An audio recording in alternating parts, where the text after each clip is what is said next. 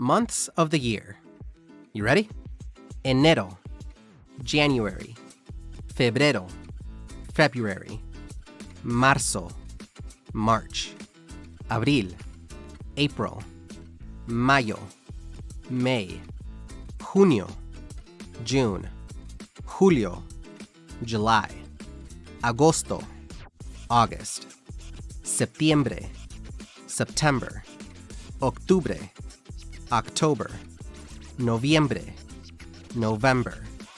Diciembre, December. Now that that's done, let's learn some fun facts.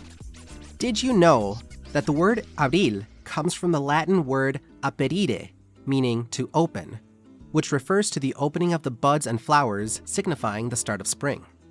Did you know both the English and Spanish words for the months are derived from the same source, the Latin names that were used for the Roman calendar?